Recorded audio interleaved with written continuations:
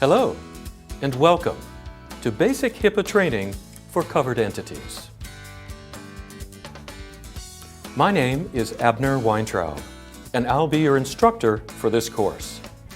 I've been involved with HiPPA for many years, and I've seen it from many sides. I've consulted to business associates and covered entities of every type. I've taught HiPPA to thousands, and I've had the honor of being an expert witness in HiPPA-related legal cases. And throughout all those experiences, I've learned that HiPPA provides tremendous benefits to the healthcare industry, to the American people, and to you. Before we get started, let's take a quick look at how this course is organized.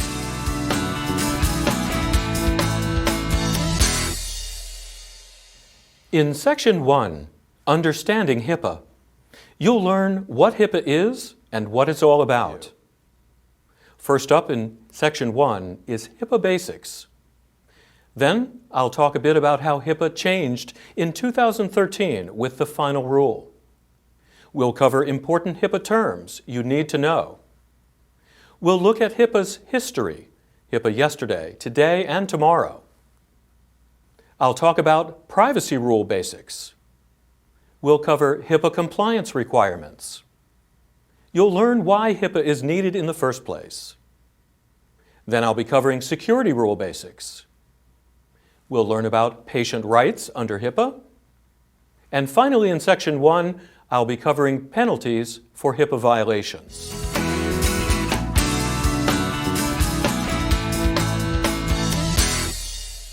In Section 2, Working with HiPPA, you'll learn how to work safely under HiPPA while protecting confidential patient data and avoiding HiPPA violations. First up in Section 2 is how HiPPA affects you and your job. We'll look at how common HiPPA violations are created. I'll be talking about the HiPPA officer. We'll look at your policies and HiPPA and why they're so important. We'll cover disclosure, do's and don'ts. We'll look at emergencies and HiPPA. We'll cover 3 keys to HiPPA success. And I'll be showing you additional sources for more HiPPA information. We'll wrap up Section 2 with a course conclusion.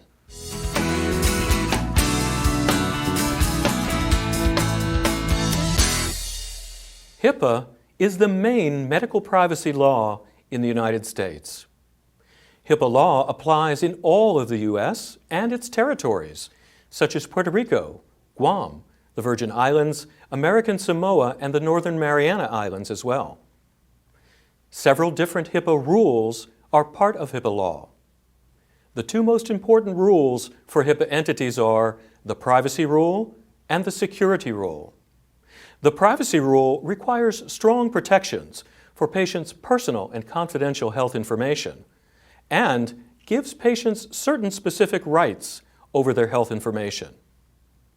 The security rule protects electronic forms of patient information on computers and other electronic devices. It covers computers, networks, and any other electronic systems that handle or store patient data, even smartphones and other portable devices. HiPPA has 5 overall objectives. 1, to make health insurance more portable, so people can more easily keep their health insurance when they change jobs. 2, reduce healthcare fraud, which wastes 20 to 30% of every dollar spent on healthcare today. 3, improve the efficiency of health insurance enrollments, claims, payments, and other transactions. 4, protect personal medical information. And 5, gather statistical data about diseases. It's important to remember that wherever there's patient information, HiPPA is there.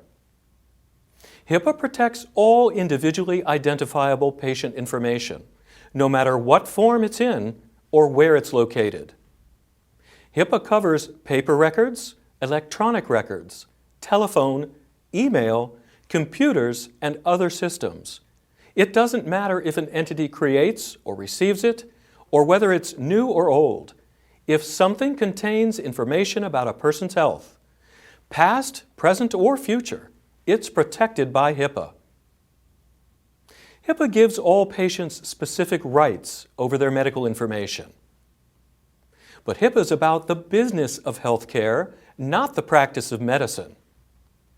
And while HIPAA affects almost everything in healthcare, it's not about the practice of medicine. There are no medical or clinical requirements in HIPAA dealing with specific diseases, treatments, or procedures. Instead, HIPAA is about the business of healthcare and the protection of personal medical information.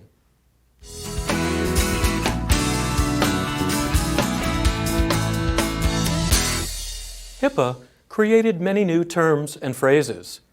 I'll be covering only the most important HIPAA terms you need to know.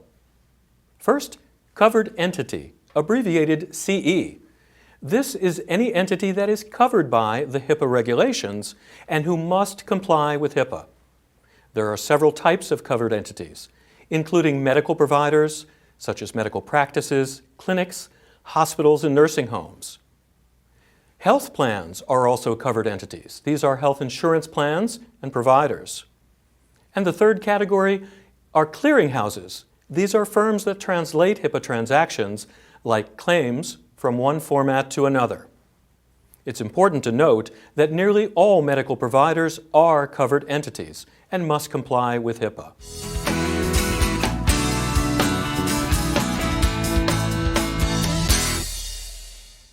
Protected health information, abbreviated PHI. This is patient information that is protected by HIPAA law. PHI is health information that's individually identifiable. It can be created or received, and it can be in any form, written, recorded, printed, spoken, digital, or on paper. PHI includes medical records and medical billing records.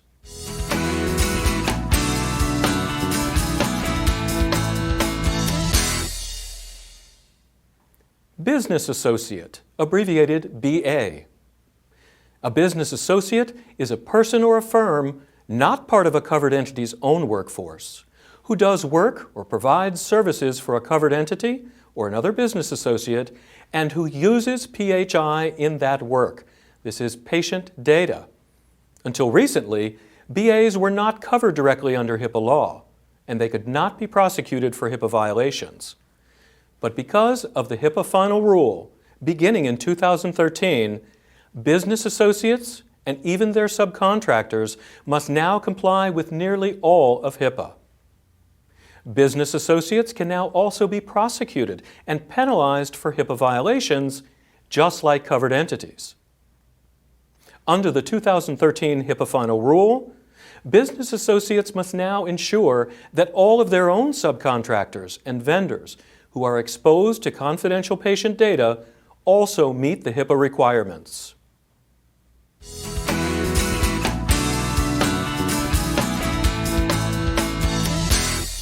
Authorization, abbreviated as auth, sometimes called a release.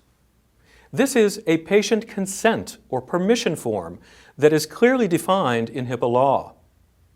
Under HIPAA, a covered entity is not allowed to use or release protected health information, PHI, except 1. As the HIPAA privacy rule permits or requires, or 2. As the patient or their legal representative authorizes in writing with a valid authorization. To be valid under HIPAA law, authorizations must contain certain specific terms and statements. They must be written in plain language, and providers must give the person, who is usually the patient, who signed the authorization, a copy if they ask for one.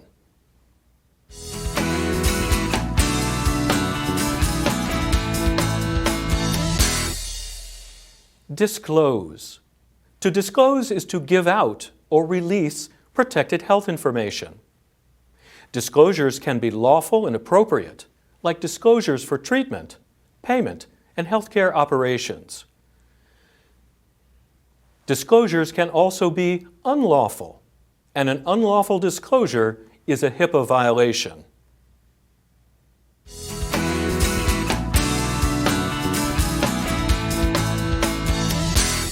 Electronic PHI, abbreviated ePHI. This is protected health information in electronic or digital form. PHI on a computer, a CD, magnetic tape, a hard drive, or a network is PHI. Any patient data on smartphones and other portable devices is also ePHI and must be protected.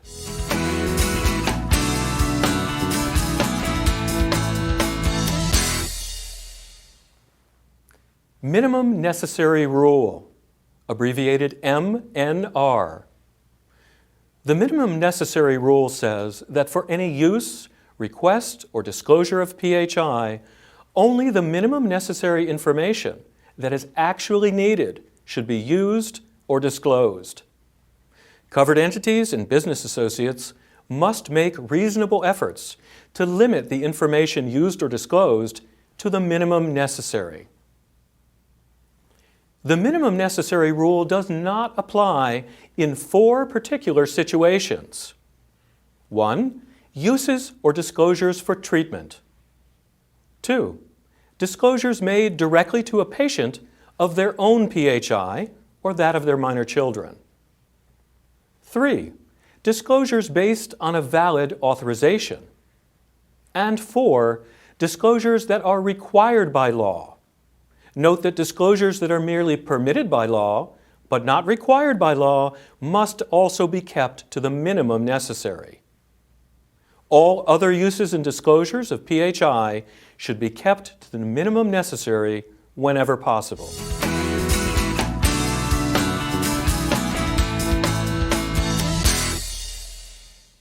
Notice of Privacy Practices, abbreviated NPP. The Notice of Privacy Practices is a document required by HIPAA that covered entities must give to all their patients at least once. You may have received one yourself the last time you visited a doctor. The NPP tells patients how their protected health information may be used or disclosed. It also tells patients about their HIPAA rights and how to use them. Finally, the NPP tells patients how to file a HIPAA complaint if they believe their privacy has been violated, or if they believe a covered entity has otherwise violated HIPAA.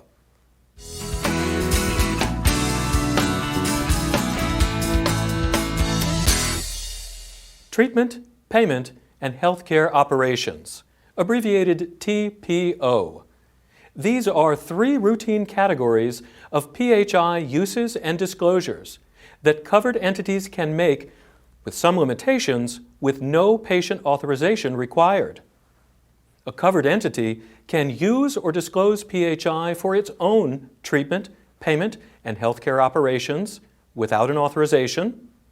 A covered entity also may disclose PHI for the treatment activities of another provider if both CEs have a relationship with the patient, past, present, or future, and if the protected health information is about that patient.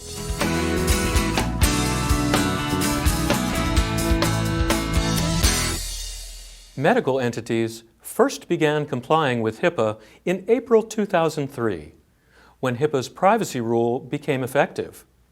Since then, there have been very few major changes to HIPAA until fairly recently.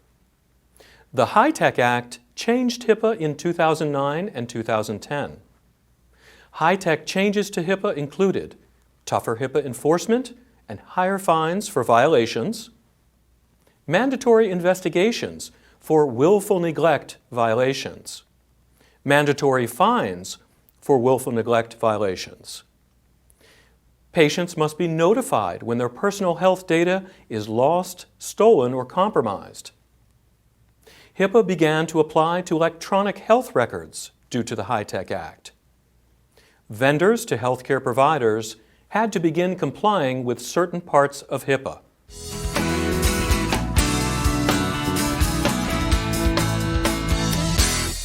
In 2013, the HIPAA Final Rule, also known as the Omnibus Rule, was enacted and made many important changes to HIPAA. The Final Rule went into effect on March 26, 2013, and had a compliance deadline of September 23, 2013. Changes to HIPAA from the final rule included changes to the Notice of Privacy Practices that medical providers must give to all their patients, new breach notification rules and requirements, improved patient privacy protections and expanded patient rights, expanded rules for electronic health records, dramatic changes to how business associates and their subcontractors must comply with HIPAA, and tougher penalties and investigations for violations of HIPAA rules. The future of HIPAA is wide open.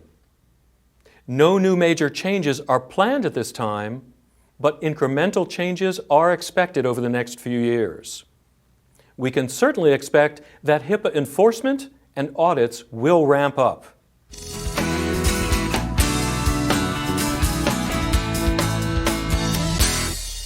The main purpose of HIPAA's privacy rule is to protect people's personal, private health information, while still allowing the flow of information needed to deliver healthcare services. HIPAA strikes a balance that allows some routine uses of patient information without authorizations, while still protecting people's privacy. HIPAA is flexible and scalable, so different sizes and types of covered entities and business associates can comply with it. The privacy rule restricts PHI uses and disclosures. In general, HIPAA entities may not use or disclose PHI except 1. As the privacy rule permits or requires, or 2. As a patient or their legal representative authorizes with a valid authorization.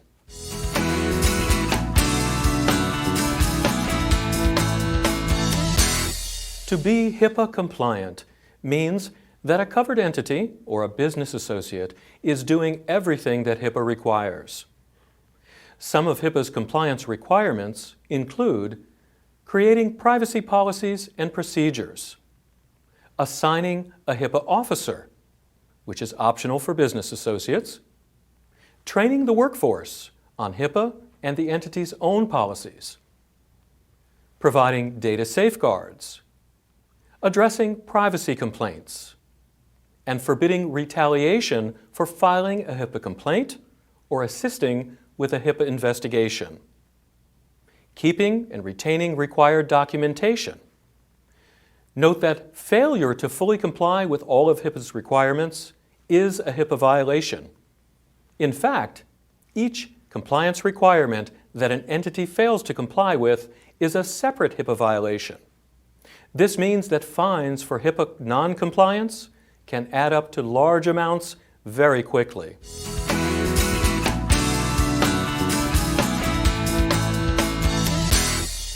HIPAA is needed for two main reasons. Besides HIPAA's 5 long-term objectives that we mentioned back in HIPAA Basics, there are 2 general reasons why HIPAA was and is needed. 1, to protect personal privacy. Privacy is an essential right in America that people care very strongly about. Medical privacy is especially important to people. And number 2, to prevent crime. Patient records have value to criminals who use stolen records for identity theft and fraud. Identity theft is a huge and growing problem today, and victims can have their money, credit, and reputation stolen very quickly. Identity theft usually begins with criminals getting personal information from someone's medical records, wallet, or even a loan application. Criminals can then make purchases, obtain credit, and commit crimes all in the other person's name.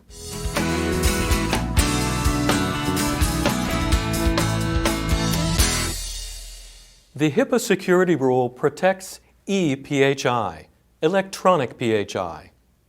ePHI includes all protected health information on computers, networks, the internet, and other electronic devices. This also includes PHI on smartphones and other such portable devices.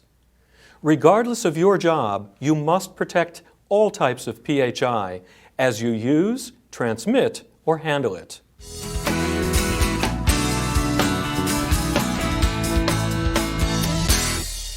Covered entities and business associates must do the following under HIPAA's security rule. They must ensure the confidentiality, integrity, and availability of EPHI. They must protect EPHI against reasonably anticipated threats, and they must protect EPHI against uses or disclosures that are not permitted by HIPAA.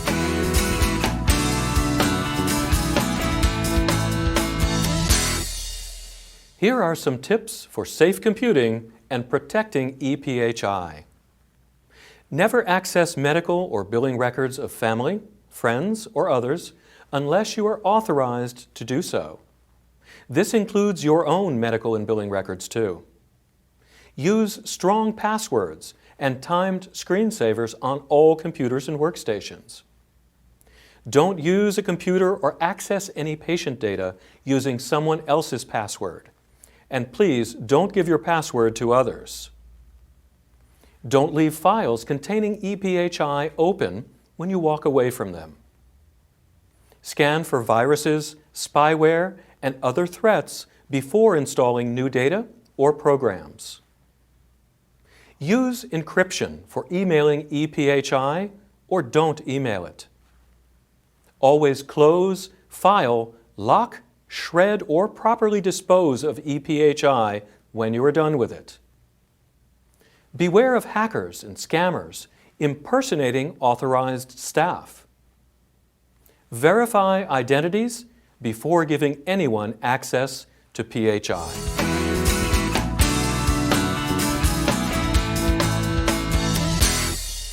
HIPAA gives patients specific rights to access and control their medical information.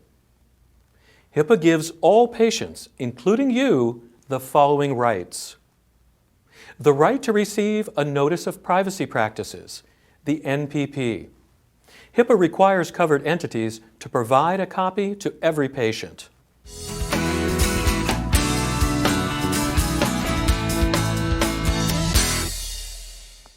The right to a copy of one's own protected health information. This allows patients to get a copy of their own medical records from their medical providers. Parents and legal guardians are also entitled to get copies of their minor children's PHI.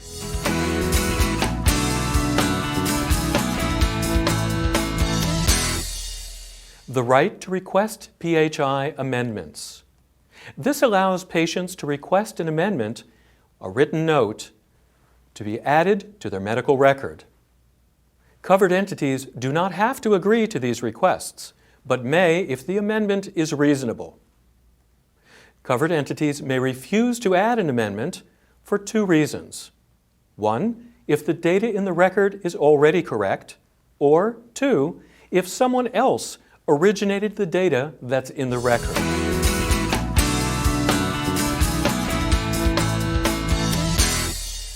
The right to restrict disclosures to others. This right allows a patient to name particular people or entities whom they do not want to receive their medical information. Covered entities must agree to these requests. Once agreed to, covered entities must abide by such restrictions consistently. Patients cannot request disclosure restrictions that are required by law, such as responding to certain diseases or evidence of crimes. Starting in 2013, HIPAA also lets patients restrict disclosures to their health insurer about treatments or services the patient or family member or friend has paid for in full.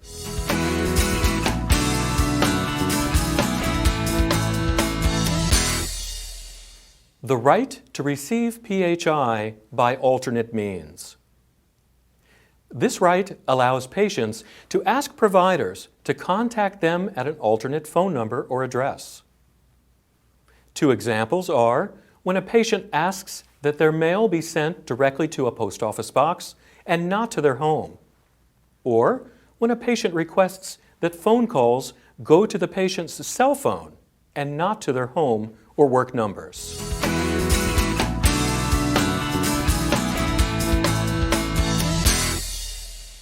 The The right to an accounting of PHI disclosures. Under HIPAA, some PHI disclosures must be recorded in a log, called a disclosure accounting, which shows the date, time, purpose, what was released, who released it, and who received it. HIPAA lets patients get a copy of the disclosure accounting. Such reports can go back a maximum of 6 years.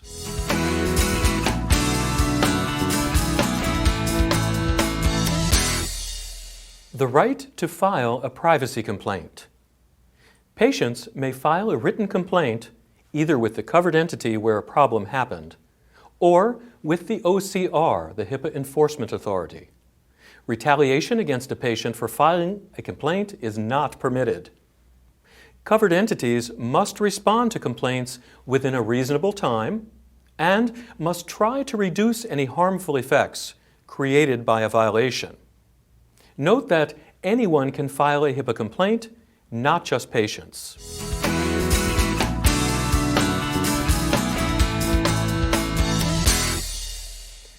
The right to receive or send a digital copy of PHI in electronic health records. For providers who use electronic health records, or EHRs, patients can now get a digital copy of their medical records. The copies may be on disk, CD-ROM, DVD, or a memory stick. Patients can now also have their digital copies of their records sent to any third party they specify in writing and approve with their signature.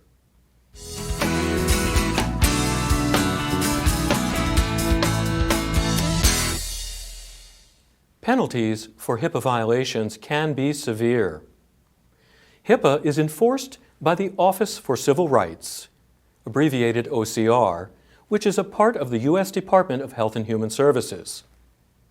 HIPAA penalties depend on what crime was committed and what the violator did, if anything, to correct the violation. If a violation is committed and the violator corrects the problem on his own, credit is given for that. If a violation is committed and the person does not correct the problem, ignores the violation, or doesn't care, this is also considered. Whether a violation was committed intentionally or accidentally is also important when penalties are determined. The minimum fine for a minor HIPAA violation is $100. But the maximum fine for a serious HIPAA violation is $50,000 per single violation, with a $1.5 million maximum per year. Criminal HIPAA violations can also include prison sentences of up to 10 years for each violation. In 2013, the final rule made HIPAA enforcement and penalties even stricter, with mandatory investigations of all cases where willful neglect is involved. Also, the OCR's previous policy of resolving HIPAA violations using informal means, meaning no financial penalties, is no longer in effect. HIPAA enforcement is now serious business.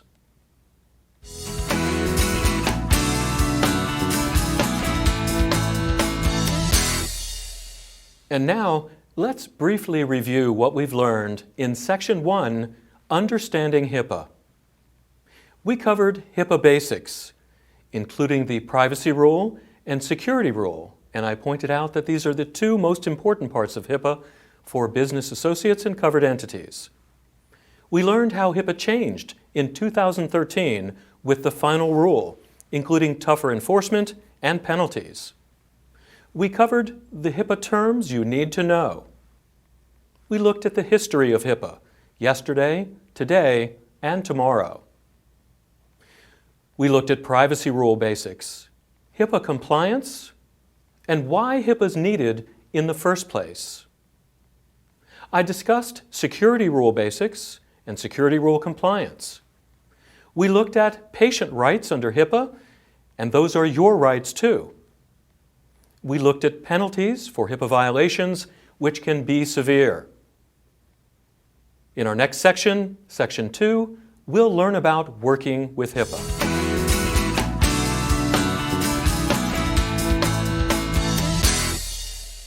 No matter what you do in healthcare, HIPAA affects you and your job.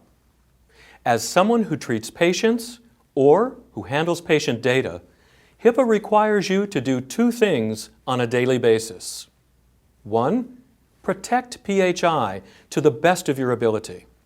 And two, follow your employer's policies carefully and consistently. Even if you think your employer's policies are wrong, as an employee, you are still required to follow them. Even if you think your policies conflict with HIPAA, follow your employer's policies faithfully and not your interpretation of HIPAA. First and foremost, learn and follow your own policies to the best of your ability. They are designed to include all of HIPAA's requirements and much more.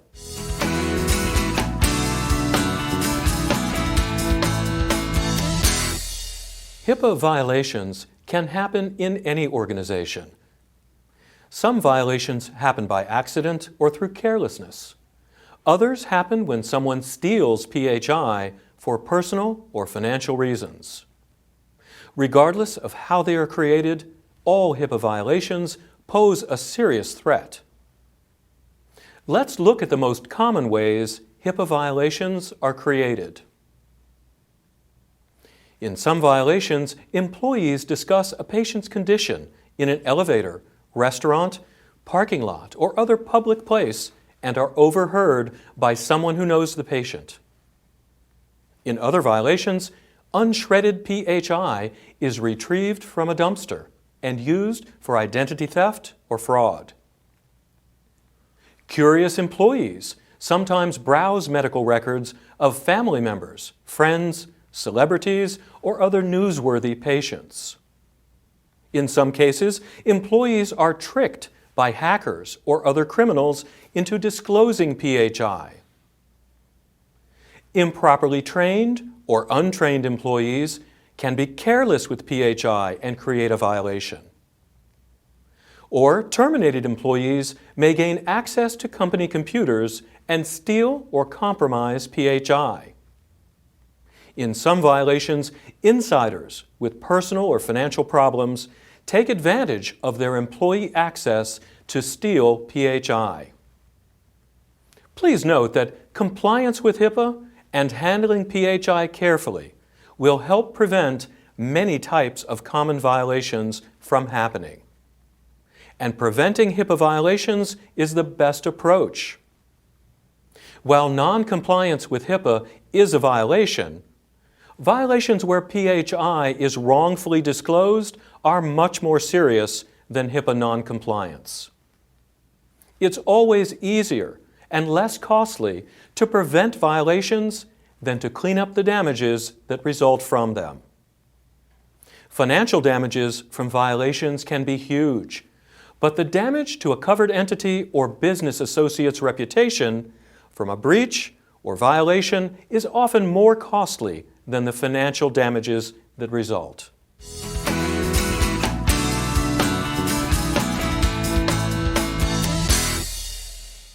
The HIPAA officer is the HIPAA leader in an organization. The HIPAA officer is the person responsible for HIPAA activities and HIPAA compliance. Every covered entity must designate someone as a privacy official, called the HIPAA Privacy Officer or just the HIPAA Officer. Some larger organizations have a separate Privacy Officer and Security Officer, but this is not required. In some entities, the HIPAA Officer is also the Compliance Officer for all compliance needs, not just HIPAA. Under the HIPAA regulations, the HIPAA officer must be an individual, not a committee or group. Covered entities must also designate a contact person to receive privacy complaints. The HIPAA officer can also be the contact person for complaints. Note that business associates are not required to designate a HIPAA officer, but some do anyway as a best practice, rather than a mandatory requirement. The HIPAA officer takes responsibility for a covered entity's overall HIPAA activities and compliance.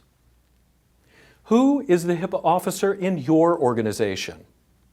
If you don't know, be sure you find out.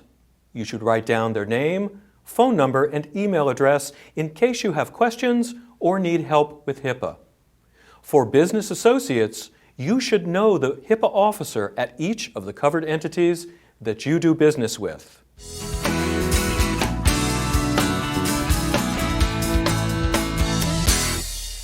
On the job, your employer's policies are even more important than HIPAA.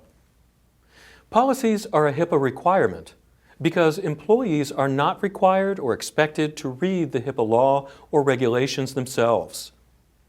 Policies are supposed to translate the complexities of HIPAA into clear guidance for workers to do their jobs correctly. Policies include more than HIPAA. Policies must also include state law requirements, other laws requiring compliance, corporate priorities, and requirements from accrediting organizations like JCAHO and others. All those different, sometimes conflicting requirements must be combined into clear policies that tell the workforce what's allowed and what's not. You must follow your own policies and procedures first and foremost. There should not be any conflicts between HIPAA and your own policies and procedures, but such conflicts are possible. In any case, you should always follow your own policies and procedures above HIPAA. If you believe your entity's policies conflict or disagree with HIPAA, tell your supervisor and let her raise the issue with management. If you do something because HIPAA allows it, but your own policies forbid it, you will have a serious problem. Following HIPAA instead of your own policies can result in discipline and even termination from your job. But if you follow your own employer's policies in good faith, and a HIPAA violation is somehow created, you have little to fear from HIPAA.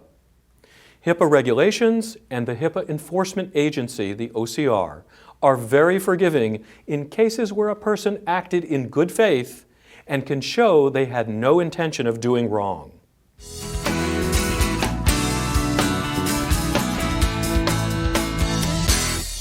PHI disclosures are serious business, and they must be made carefully. Recall that disclosures for treatment, payment, and healthcare operations do not need an authorization. But for all other disclosures, you have 4 basic disclosure choices. 1, you can get an authorization from the patient the PHI is about, and then release the PHI. 2, you can de-identify the PHI so that it's no longer individually identifiable and is no longer protected by HIPAA. Then you can release the de-identified data. Option 3, if the disclosure is for research, public health, or healthcare operations, you can create what's known as a limited data set from the protected health information and get a data use agreement signed, and then you may release the data. And finally, option 4, do not make the disclosure.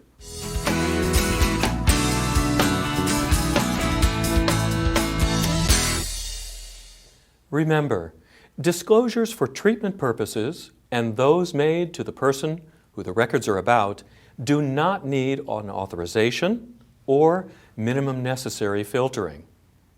In other words, when you're giving someone their own records, or for treatment purposes, you can lawfully provide the entire medical record, including parts from other providers. HIPAA absolutely permits this. PHI disclosures are mandatory in only 3 situations. Nearly all disclosures under HIPAA are permitted rather than required. The 3 situations when covered entities must disclose protected health information are: 1, when the PHI is about the person who is asking for it. 2, when the disclosure is required, not merely permitted, by law. And 3, when the Secretary of Health and Human Services or the OCR, officially requests PHI for an investigation.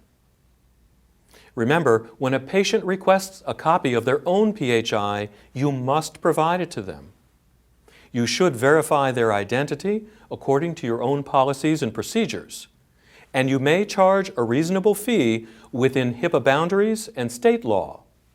But you are required by law to provide patients with their own records when they request them in writing. Covered entities may disclose PHI without an authorization for treatment, payment, and healthcare operations, TPO purposes. HIPAA's minimum necessary standard should be applied to all disclosures except disclosures for treatment, disclosures to a patient of their own PHI or that of their minor children, disclosures based on a valid authorization, disclosures to HHS, the OCR, for investigations, reviews, or HIPAA enforcement purposes, disclosures that are required by law, not just permitted by law,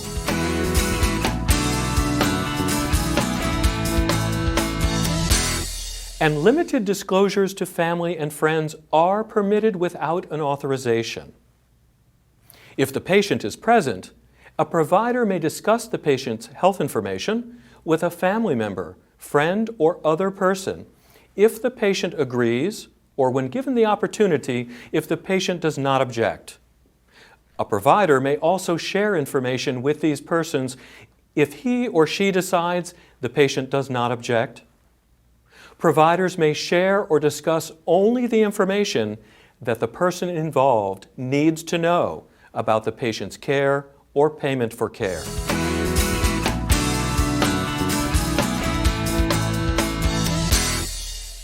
If the patient is not present or is incapacitated, a provider may still share the patient's information with family, friends, or others as long as the provider determines that it's in the best interest of the patient.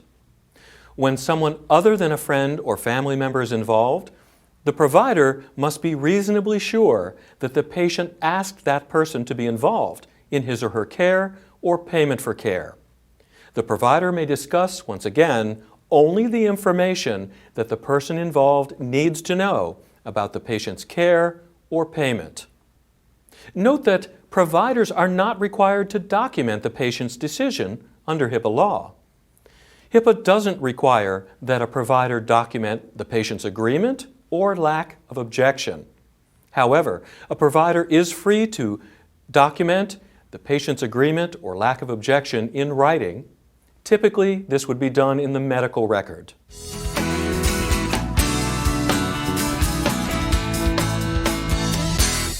Covered entities and business associates are expected to comply with HIPAA in a wide variety of situations. These include everything from routine patient care to business operations to normal emergency room operations.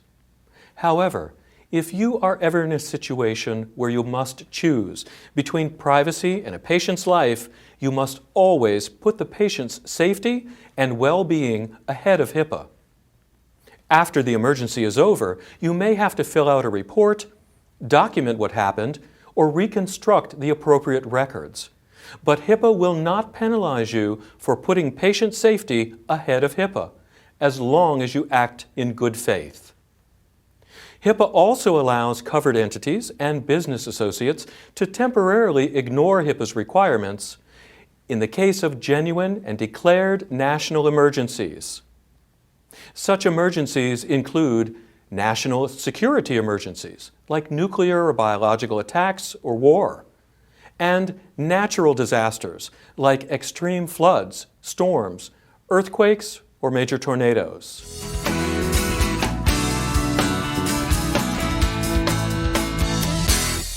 Education is the most important key to HIPAA success. Leaders must understand HIPAA to reach full HIPAA compliance and to avoid violations.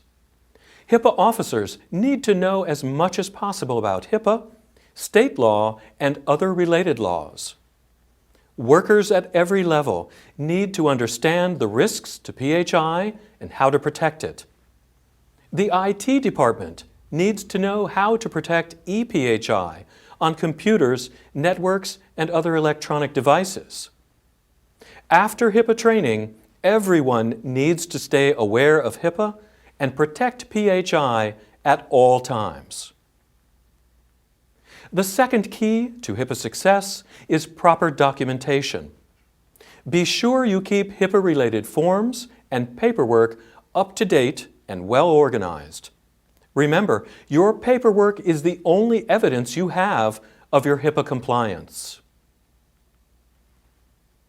And the third key to HiPPA success is to understand the value of protected health information to criminals.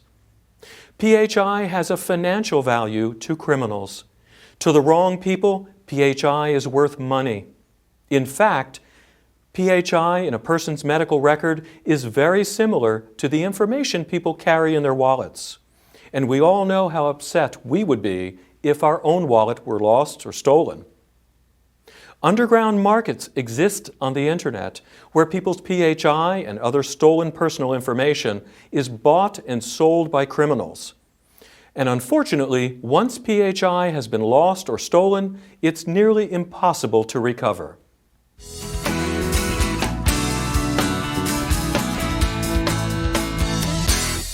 If you need more information about HiPPA, ask your HiPPA privacy officer or management first. But if you still need additional resources, there are some excellent resources available on the internet. First and foremost is the OCR. This is the official enforcer for the HiPPA privacy and security rules. But in addition to enforcement, the OCR produces a wide range of materials on almost every topic related to HiPPA. Everyone with an interest in HiPPA should be familiar with their website and the educational materials that they make available.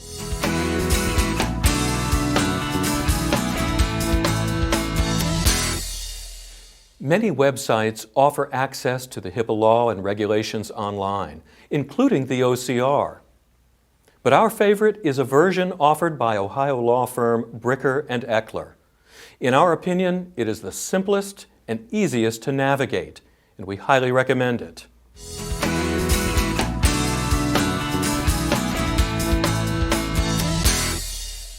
And our third and final resource for additional HiPPA information online is AHIMA, the American Health Information Management Association, abbreviated AHIMA.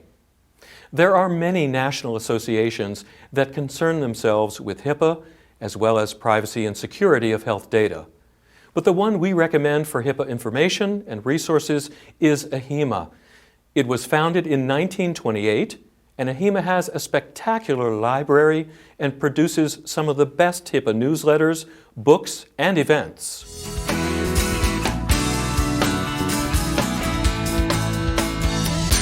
Thank you for joining me for this basic HiPPA training course. Let's review what we've learned. In Section 1, Understanding HiPPA, we covered the basics of HiPPA, including the privacy rule and security rule. We explored how HiPPA changed in 2013 with the final rule. We looked at HiPPA terms that you need to know. I discussed HiPPA's history, yesterday, today, and tomorrow. We looked at the privacy rule basics, as well as HiPPA compliance and the steps required to be compliant. I talked about why HiPPA is needed to prevent crime and protect the privacy of personal medical information. We explored the basics of the security rule, and we discussed patient rights under HiPPA. And finally, in Section 1, Understanding HiPPA, I explained the penalties for HiPPA violations. In Section 2, Working with HiPPA, we looked at how HiPPA affects you and your job. We explored how HiPPA violations are created, and I detailed some of the common ways that HiPPA violations happen. I've talked about the HiPPA officer and the responsibilities taken by the officer. We looked at your policies and HiPPA, and I mentioned that you should follow your own policies first and foremost. We discussed important disclosure do's and don'ts. I covered emergencies and HIPAA. And finally, we covered 3 keys to HIPAA success that you should remember. And afterward, I presented additional sources for more HIPAA information.